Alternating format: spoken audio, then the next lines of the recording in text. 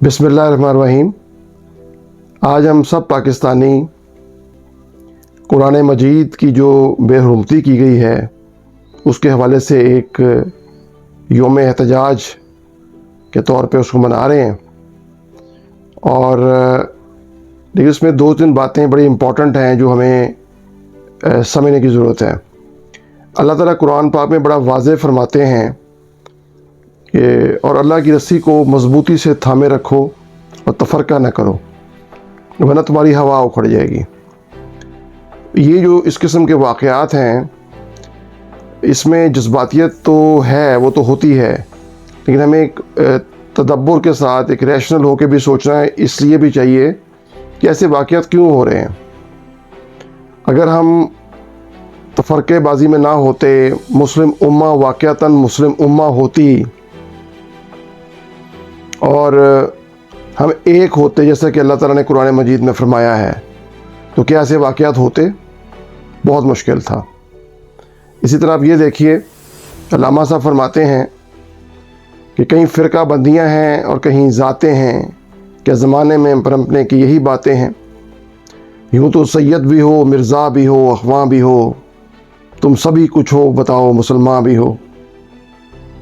तो हम सब कुछ हैं पर एक नहीं है और मुसलमानी का हक अदा नहीं कर पा रहे। वरना किसी की जुर्रत कैसे हो कि प्यारे आका सल्लल्लाहु अलैहि वसल्लम की ज़ात गिरामी पर बात करने का सोच भी सकें, कुरान मजीद की बेहुरमती का तसव्वुर भी कर सकें।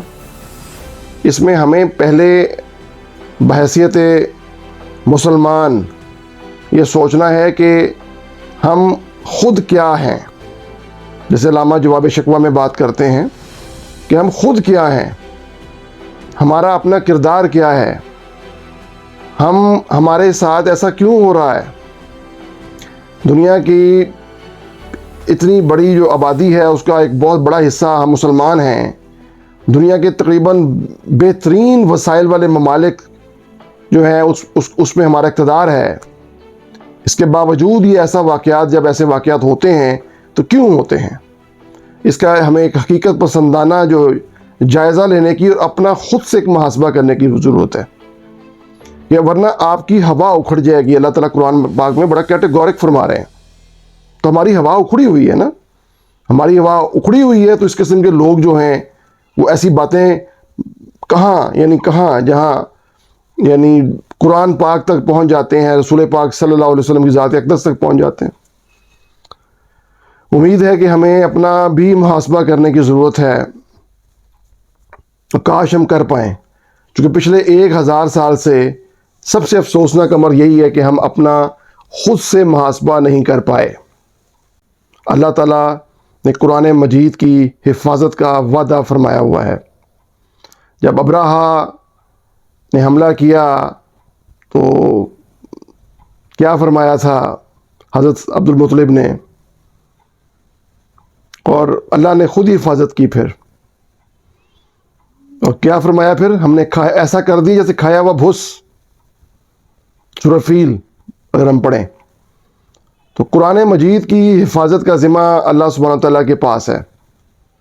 हमें ख़ुद अपने आप को ठीक करने की ज़रूरत है, अपने मामलात ठीक करने की ज़रूरत है, अपना किरदार इतना मजबूत करने की ज़रूरत है कि जैसे बहुत शुरू में मुसलमान, जब उनका इक़्तिदार जो कैसर कसरा को उड़ा के ले गया और मुसलमानों के नाम से ही एक करैक्टर का तस्वर आता था, एक किरदार का तस्वर आता था, एक मोमिन का तस्वर आता था, एक शुजाअत का तस्वर आता था। ठीक है जी, अब क्या मुसलमान के साथ तस्वर आता है वो आप मुझसे बेहतर जानते हैं। अपना ढेर सारा ख्याल रखें। पाकिस्तान जिंदाबाद।